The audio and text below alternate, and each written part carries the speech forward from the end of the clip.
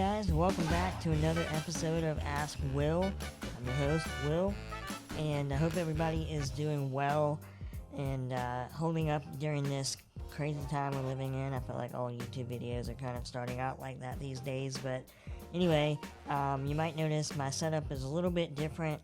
I'm doing some testing with different setups and styles as we go through to try to see lighting wise and device wise what are my best options here. Right now I'm recording on my iPad with my nice podcast mic. I figured out a way to rig that up with a USB-C connector, which is kind of cool, and I'm using my new amp that I got. Shout out to my friend Blake for suggesting that, and hopefully it sounds really good. So I have a couple of ideas, actually like several ideas for episodes coming up. In fact, Cassie and I, my wife, recorded one, and it turns out the setup that we used was not really ideal. The audio was kind of messed up. We spent about 35 minutes recording, kind of a couples episode, and turns out we really aren't able to use it. It's just, I could try to salvage it, but it's really not to my liking. So hopefully that will be coming soon. I also have one planned with some of my friends, and I also have a couple in mind about travel and home. But today I wanted to offer some more general questions that I've been asked regarding dwarfism, my particular kind of dwarfism, and what I do for everyday type things. The average video on YouTube that I like to watch is around 10 minutes. I'm going to try to aim to keep it towards that shorter level if I can. So maybe between 10 and 20 minutes. And with that in mind, I'm going to try to keep these episodes at around 4 questions per episode. And maybe more than that if I can squeeze in. But if things go beyond that, like for the travel episode and for the home episode, I have a lot to say about those, so it might be a 2-parter on there.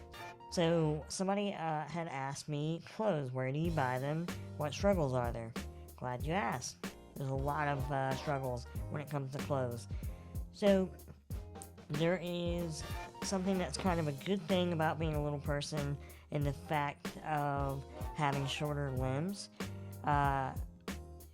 And that means that I typically have to go for things like t-shirts, where I prefer, and shorts as opposed to pants. Anybody who knows me knows that I basically wear shorts year-round, and sometimes I get made fun of, not in like a bad way, but like, hey, it's really cold out there, why are you wearing shorts? But one thing that I've realized as I've gotten a little bit older is little people tend to have body heat that's a little bit more centralized and a little bit more compacted, and so our temperatures, our internal temperatures, while they might be the same, like 98.6, I think it is the average temperature, we tend to be hot-natured. In other words, I like it typically cooler in my house. Once again, if anybody knows me, I keep it pretty cold in my house, and also that goes for t-shirts and shorts. So like I said, I typically wear t-shirts and shorts year-round, or short sleeves things year-round, and fortunately it helps to be hot-natured, but a lot of that has to do with the fact of having things tailored is kind of frustrating and not very cost effective. And so even t-shirts can vary from brand to brand. I find that brands that I've learned in my adulthood that fit me very well are polo outlet shirts. Like I don't really like the pocket shirts. I don't know, something about like the way it feels rubbing against the thread rubbing against my skin. I don't really care for them that much. But at polo outlet stores, they actually sell the crew neck, which I do prefer crew neck as opposed to v-neck, non-pocketed shirts, and they're actually pretty inexpensive. They're good quality. For a long time, that was kind of all I wore exclusively. Now, since then, I've branched out a little bit, and I'm wearing a little bit more pattern shirts these days, as I've found that the Target brand, Goodfellow and Company, has really good shirts for broader chested people like me and shorter arms. So a lot of times t-shirts, they tend to either fit me on the chest or they fit me on the arm. Usually not one or not both, rather. So when I find a brand like Goodfellow and Company or Polo that fits me with both, kind of like a wider cut with a shorter than average sleeve, I buy the heck out of them. So I've gotten almost every single print that I like with Goodfellow and Company.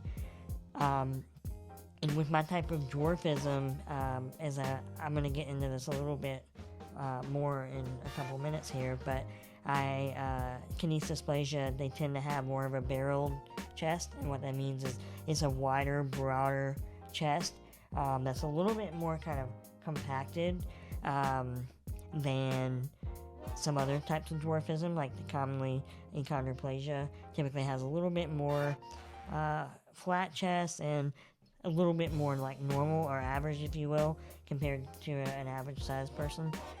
So with that in mind, a lot of times I kind of have to really consider the width of whatever I'm wearing.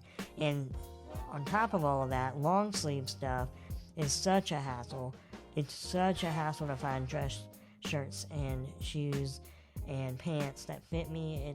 And I wear them so infrequently that, you know, it almost makes it not worth doing from time to time, because, you know, I'll wear something maybe 3-4 times a year and that's all I wear it, and by the time I go to wear it again, something's too small or something's too big, or, you know, whatever. It's just very frustrating. So if you know me, I typically tend not to really like dress clothes, and that's why it's usually a big fat hassle to get them tailored, to get them fitting right. And by the time I go to wear them again, they don't. And it's another thing too with my type of dwarfism, or maybe it's just me, but I don't really have much of a neck, kind of a stump. But that's okay. My wife still loves me the way I am. But not having a very long neck makes it hard to wear any kind of shirts that have collars. So when you think of like a golf polo type shirt or any kind of dress shirt that has a tie, I loathe ties. Ties make me feel like my carotid artery is going to just back up and burst into my head. So I have to get like the widest dress shirt neck possible. I think it's like 18.5 inches, without going to like the crazy custom store for people that are not my size, or like big and tall. And they'd probably raise an eyebrow if I came in there. But at any rate, those still fit me, and if I have to go to like something super formal, I will trudge through it, but I do not look forward to those times. As far as pants go, definitely more of a consideration for like jeans, pants, dress pants, etc. as far as getting them tailored. Sometimes I can get away with like jackets and things, rolling my sleeves up, but for pants, can't do. For shoes, I am about a 6.5 men's / I think 7 or 8 in women's, depending on if the shoe's kind of neutral. And so it's hard to find men's shoes that are underneath a 7, and not every brand carries them, but sometimes you can find between like a 5 and a 7 after youth that's actually men's. So shoes are, for me, tend to be hard to find. I've had better luck in my older age.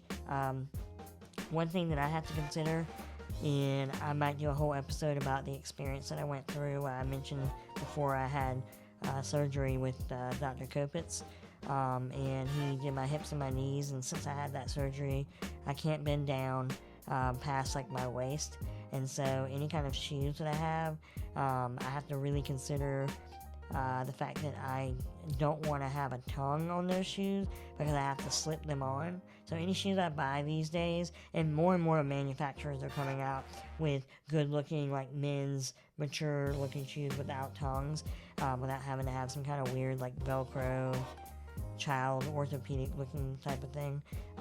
And so yeah, it's definitely better than it used to be, but I have to consider being able to slip that on, because I can't bend down to tie my own shoes. Next question. What do people with dwarfism do to make driving a car possible and easier? Very common question I get. Can you drive? How do you drive? Etc.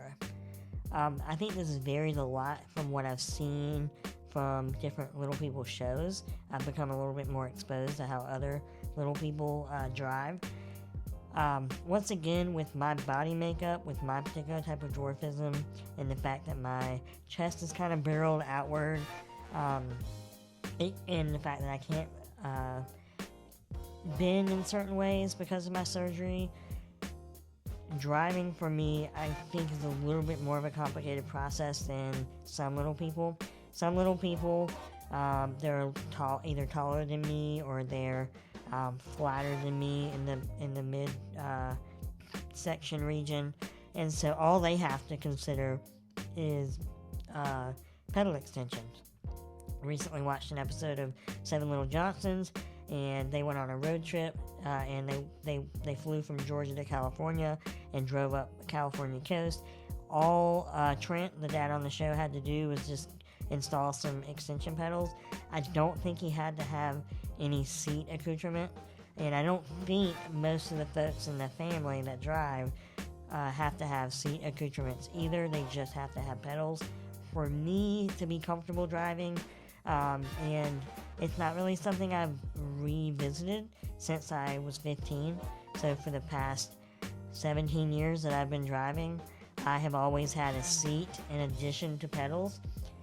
For the first time in 16 years, last year, I changed car styles, and it was the first time I had to consider different type of seat and pedal makeup.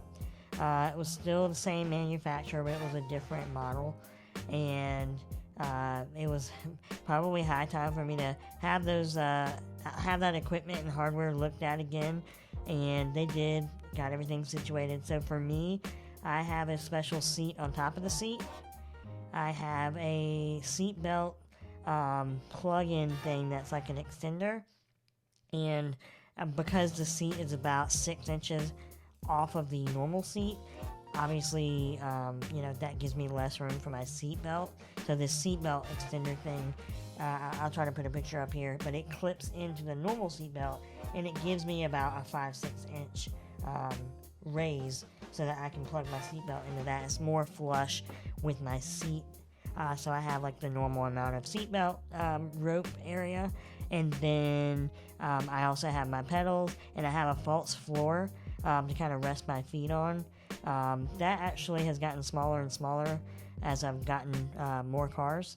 But at this point, it still covers about half of the floor. It makes it where I can just kind of like rest my foot and push the pedal, as opposed to having to like lift my leg up to push the pedal. So that helps. So yeah, that's how I drive. Other than that, I don't have to have anything special for my hands or anything like that. I drive with my feet, like an average sized person. Some little people, I guess, sometimes have hand controls. I think that really depends more on the type of dwarfism that you have and what that type of dwarfism prognosis is. And there's definitely lots of different symptoms, I guess, of different types of dwarfism. Some that are like kind of overarching and affect most dwarves, like a larger size head and shorter arms and limbs. And some that are not as common, like my barreled chest, and like for me, my fingers are kind of more symmetrical to my body than some other little people. That leads into our last type of question. It's kind of a two-part question. What are the health complications that are in dwarfism in general, and my dwarfism in particular? Are there any odd or different physical features that occur more in little people than average height people? Like, for example, having a 6th toe, smaller ears, poor eyesight, etc. And the second part of this question, I don't know if it was asked by the same person, but I'm going to loop it in the same question, is what is health insurance like for someone with dwarfism? So, health complications / symptoms for me, for kinese dysplasia, I have almost all of them. Myopathy, myopia, nearsightedness, hearing loss. I wear hearing aids. Can't really see them very well, which is good. That's the way I want it, but I do wear hearing aids. They're pretty sweet. Actually have Bluetooth on them. I'll talk more about that in another episode. And let's see, barreled chest. Typically have bowed knees. So those are some ones for me particularly. Cleft palate was another one. I talked about my surgery in another video. So those are specific. More general dwarfism complications, larger head, bowed knees, as I just mentioned. Typically have to get surgery on that. Sometimes you have spinal issues. For me, I did have and still do have pretty severe scoliosis. These days, it doesn't really affect me because I'm an adult and my bones have hardened. But in my youth, they did try to straighten it a little bit. And that can kind of vary. I wouldn't say that's a widespread thing, but it is more common in little people than in average-sized people. Average-sized people can get it too. My friend Rachel, who introduced Cassie and I, she actually has scoliosis as well, and she's an average-sized person. So as far as like more digits, like a 6 toe or something like that, no, it's not more common. I kind of rattle off the main ones. And then health insurance, just like for an average-sized person, they don't really consider anything a pre-existing condition, maybe, if that's where you were getting with that question, outside the realms of what they would consider for an average-sized person. So, alright, I think that kind of does it for this video. I know I said I'd keep it short. I hope I can edit it a little bit further down than 20 minutes, like it looks like I just spent talking. But once again, I appreciate you tuning in. Look for that video of me and my wife Cassie coming soon. My friends. I'm going to do one about house, travel. I'll do one about my medical devices like my hearing aids and other things like that. Alright, thanks for tuning in. Have a great week.